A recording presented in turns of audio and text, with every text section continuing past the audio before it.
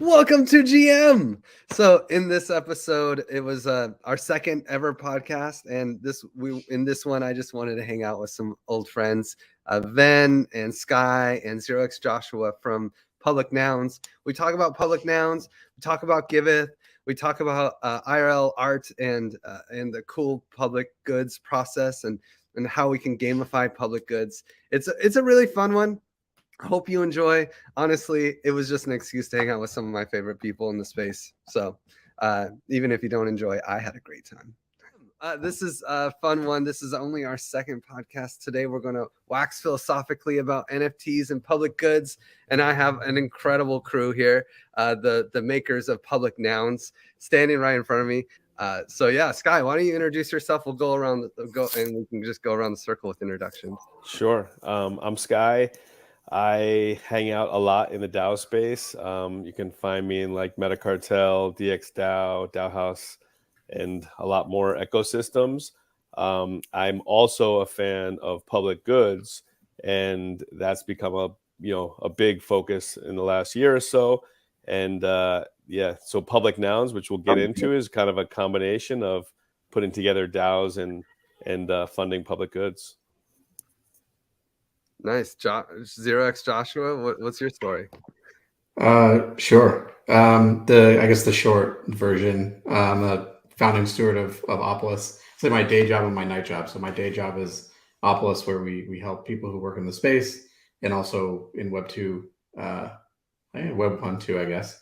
Anyone who's an independent contractor access high quality employment benefits. And then Spork DAO, where I PM a fun project called the Buffcorn Biddle Brigade. And then I also enjoy public goods. They're okay, I guess. This is the second public goods NFT project. The first one was Rainbow Rolls, of which Giveth was a recipient and Griff was a great patron of. Very thankful for that. And then Public Nouns, which is a shout out to DAO Esco, which is where that idea kind of really came together. Nice. And yeah, Ven? Also a huge enjoyer of public goods, which is actually not why I got into Public Nouns to start with. I was like really into the nouns mechanism as a governance. I'm also just around DAOs and very passionate about human coordination and things. Public goods being a huge part of that, obviously, a necessary layer. I was just digging into the nouns mechanism really, and then in Sky as well. And then, we just started forking it basically and using it for public. We were like, oh, we can just like tweak the mechanism and, send funds to public goods, which is, a little cooler. So, yeah. When this says live, is this like recording live or is it being broadcast live? It's recorded live. Yeah, I know. I'm in a bidding war for Public Nouns 142 right now. I didn't want to like call it out if you're trying to sneak win this, but Public Now 142 is like 2.5 minutes left on the auction. I know. Yeah, I can actually share screen because I've been wanting a Gitcoin one. This is just honest coincidence. I really just wanted a Gitcoin one, and I've been waiting for it. I'm a Gitcoin steward. I gotta have a Gitcoin now, Yeah, I got one too. Yeah. I have to eat a little bit of crow because when we first talked about this a couple months ago, you were like, I really want to bid on these, but I want to wait for the price to come down. I was like, it's never going to be less than 3 ETH. I genuinely believe that the appetite for funding public goods was that strong that the floor price would never come below 3 ETH. Okay, it seems like I don't have the exact stats, and I think someone had an idea to make a dashboard to kind of, because there were 7 original communities that helped launch Public Nouns and Gitcoin and Metacartel and Radical, Panvala, Panvala, CLR Fund, Moloch DAO, and is that all? Those are the 7. Yeah, and so there's actually a decent, it's not an even distribution at all, and I think there are quite a few Gitcoin bot heads. That's the one I see the most, so that might be one of the most common.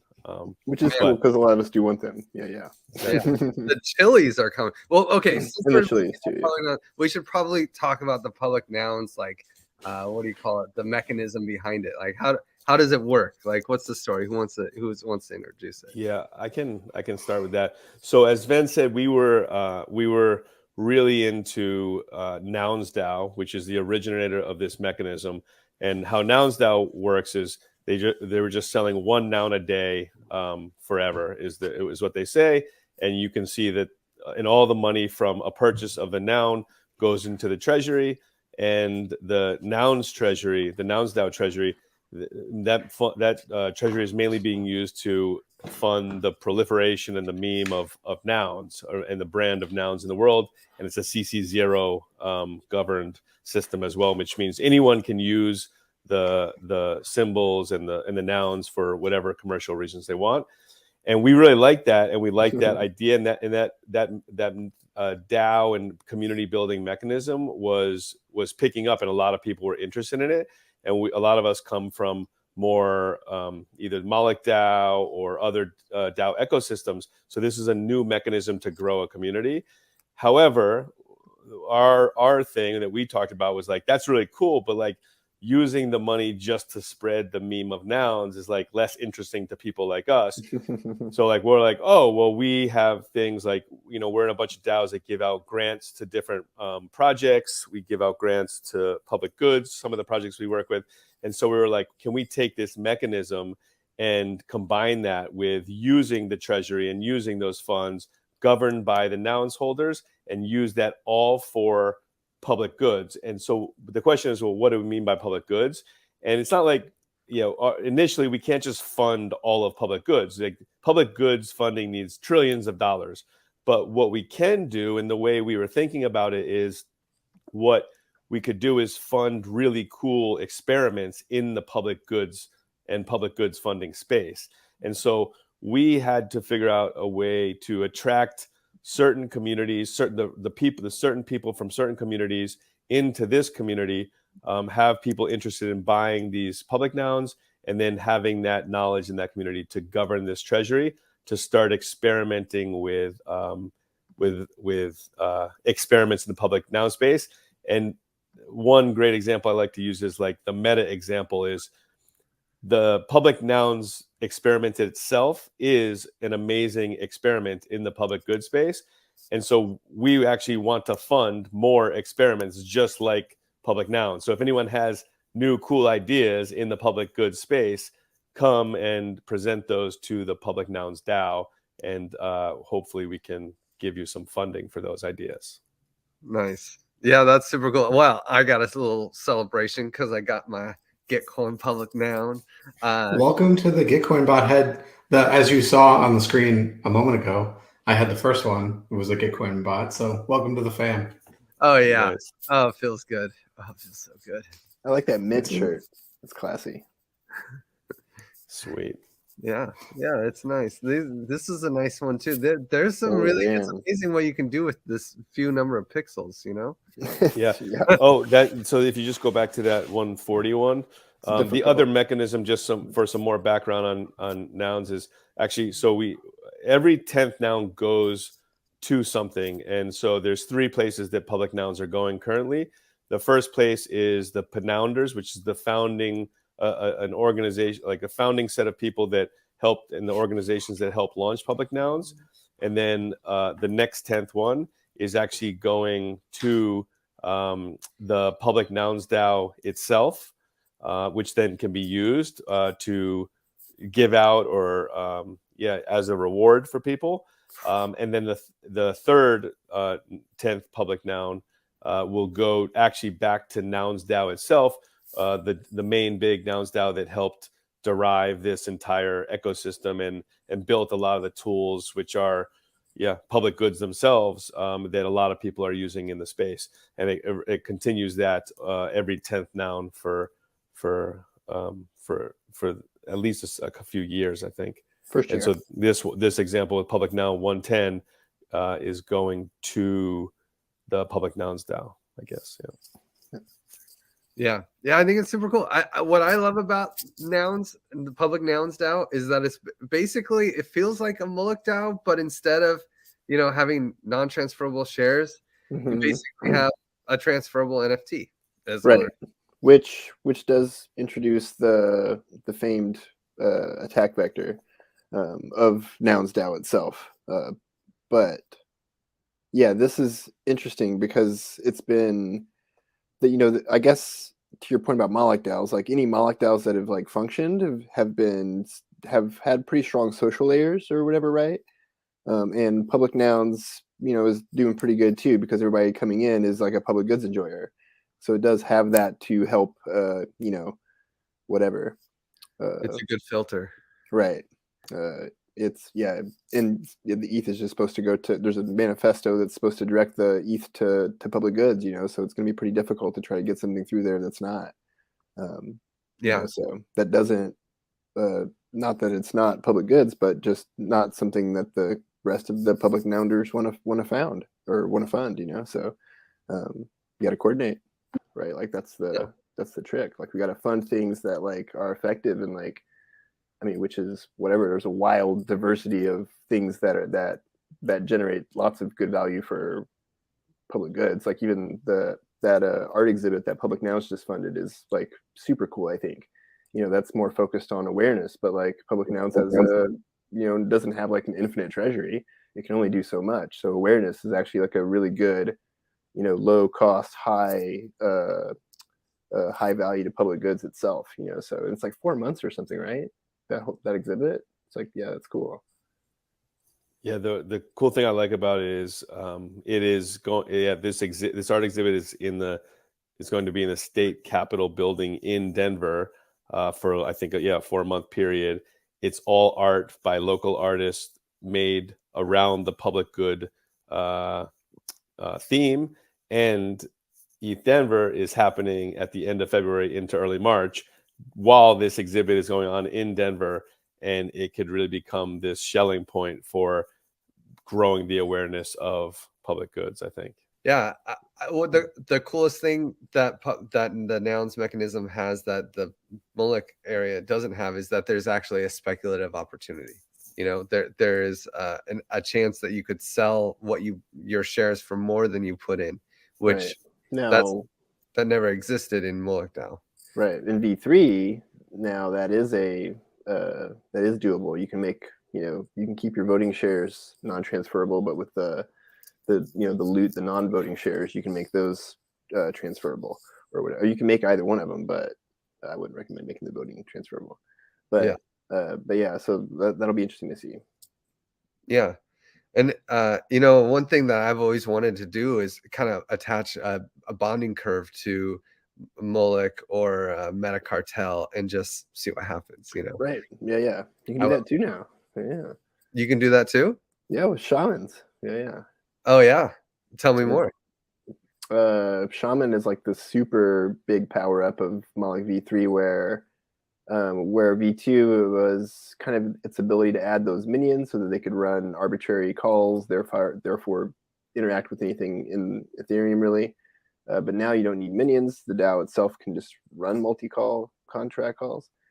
So now the extra thing is like a shaman, which is just a smart contract completely from scratch, but it can be given certain rights in the DAO to be able to mint shares programmatically. So you can just like set any rule condition inside of a smart contract, and then it just mints or burns shares and loot. So you can you can integrate a Bancor style bonding curve to that bad boy without too much drama. Probably just import the Bancor contracts. Probably yeah. I mean, the biggest challenge is parameterization, like actually figuring out how do we design this bonding curve. That's the scary part. And how does it affect the community? That's always my concern. But yeah, nobody really cares about that usually. But yeah. No, it's really important. I mean, the difference between a nonprofit and a group that has like a chance to make money, those are like a startup and a nonprofit are not the same, Right. So how do you make an altruistic startup? How do you make a nonprofit profitable? I mean, I feel like this is the biggest challenge of Web3 for me, at least. This is what really matters. But neither make profits, says 0x Joshua. No, but the dream is that they could, right? The dream is they actually could make profit. No, I was making like startups they're not profitable for the first couple of years. So what's the difference between a nonprofit and a startup? Nothing. Yeah. Well, if you Potential. use an example like ENS if ENS is a public good, it's providing this very valuable feature in this space, and it's actually a very valuable system. And because it's so valuable, a lot of money flows into it, and it's a matter of what the DAO decides to do with that money.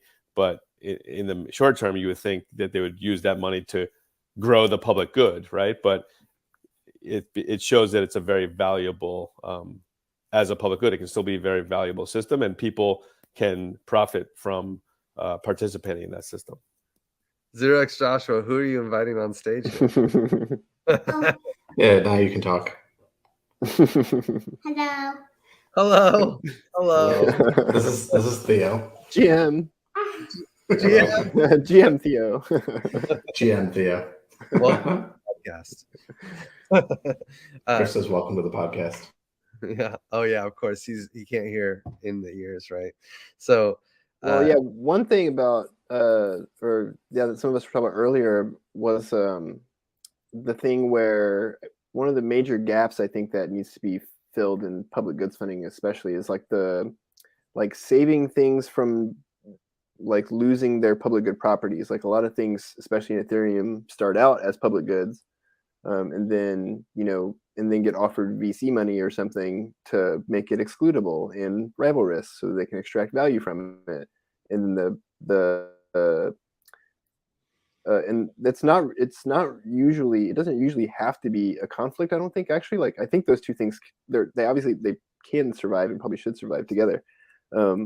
But the public goods side usually just doesn't get any funding, right? Because it just doesn't really get the same attention as the thing over there that's profit driven. So being able to stops or try help things from stopping receiving funding that turns them into non-public goods, I guess. Also. Yeah, I mean, I feel like this is the challenge, because in the end, public goods being non-excludable, you can't have a business model. You can barely have an economic model, because around like a very simple one around the service you're providing.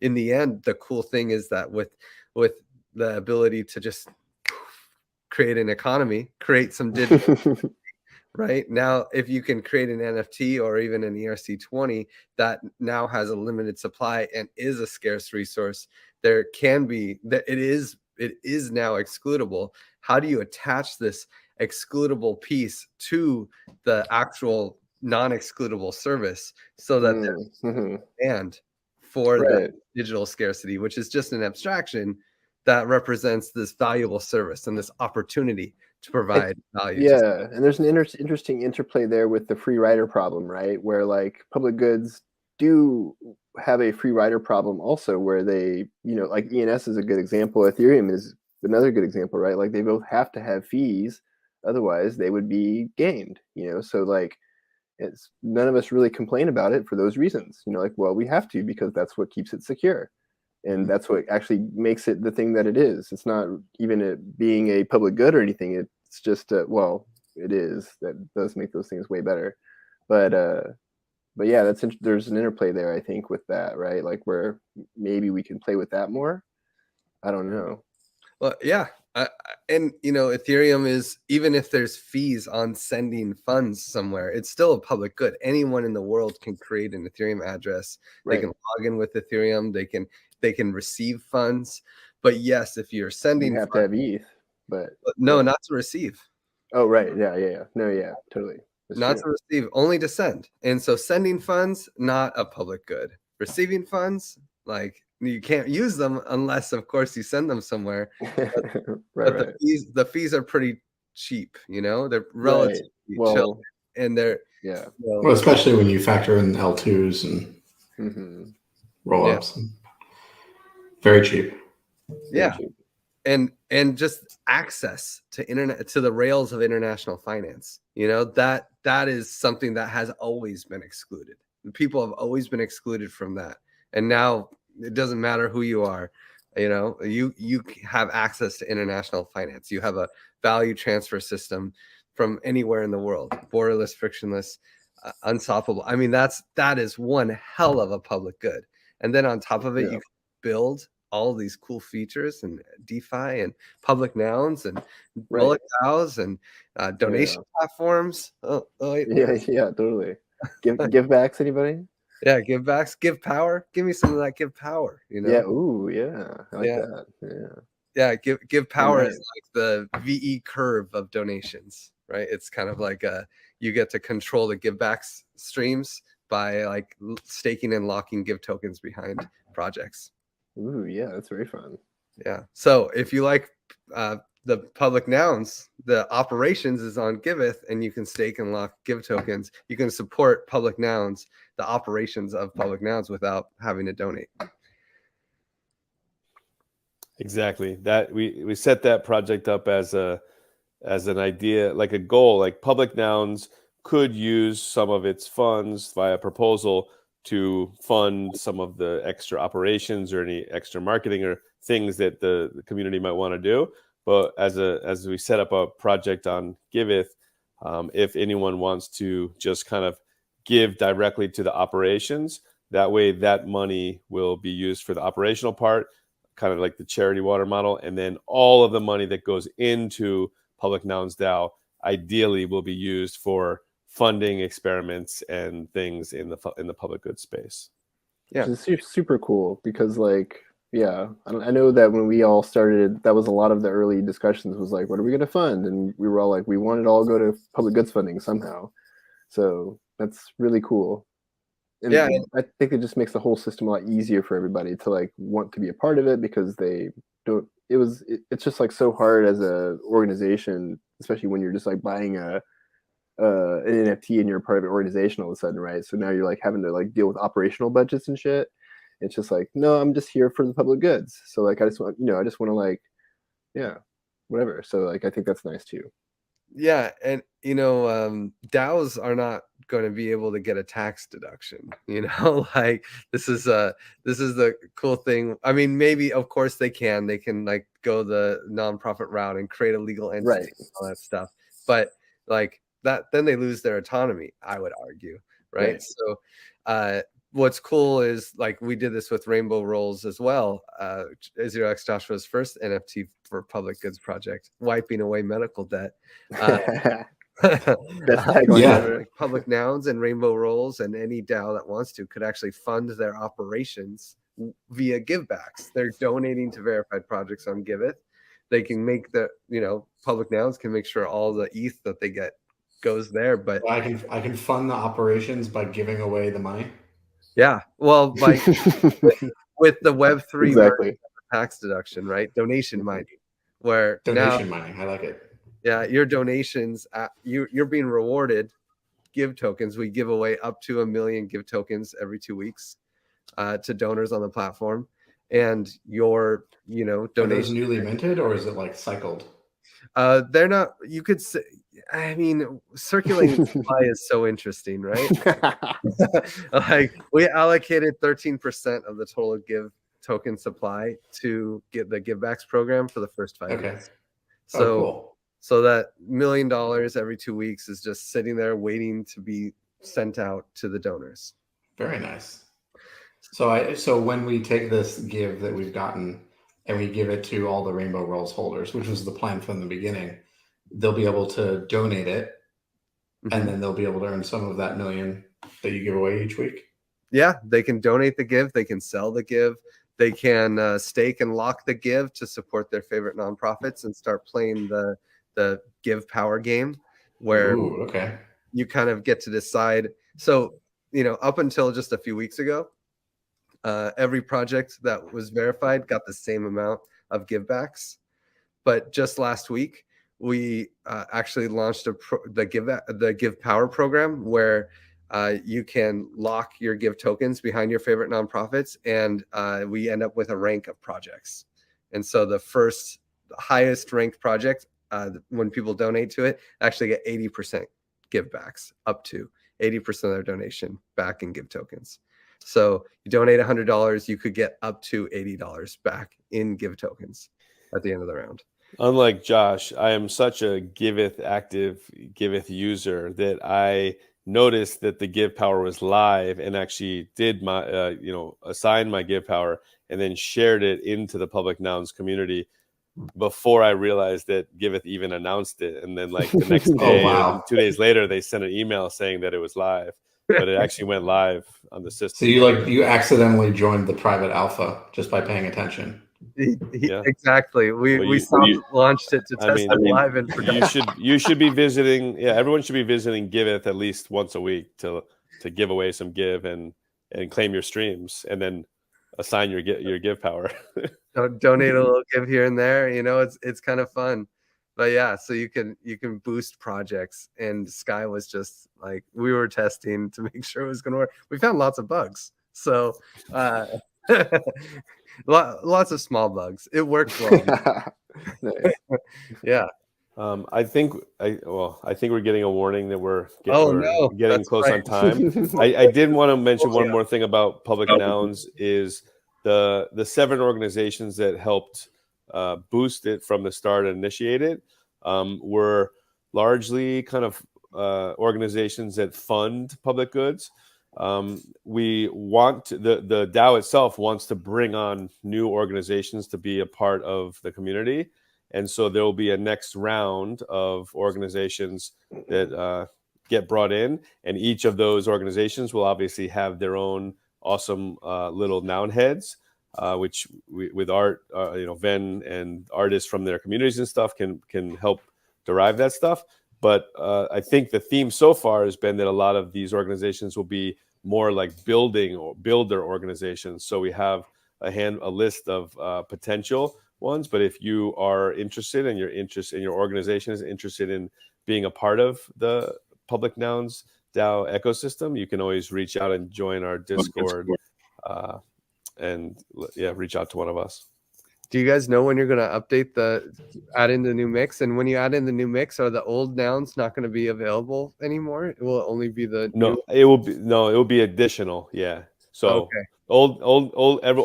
There's 21 heads currently, 3 for each of the 7 organizations, the original ones. And then I think there will be 3 for each more organization that come on. And so that will expand. And the cool idea with that is, ideally, if the organization shares this into their community, you'll get all of the people from those communities that then become interested in Public Nouns DAO as well.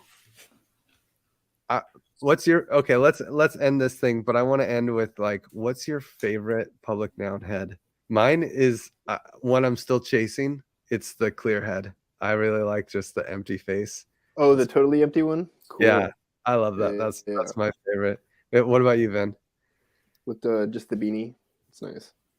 Yeah. Oh man, I don't think I've gotten one yet either, but I don't know. Oh no, I do. Yeah, the middle radical one, the branch one. There's like the seedling, and then there's the branches, and there's like the full flowered bush. I think I got the flowered bush, but I really want that middle branching one. It's my favorite. And radical's badass, obviously. Oh yeah. One of the most rare ones, I think, because I know Abby, who is one of the original founders with us.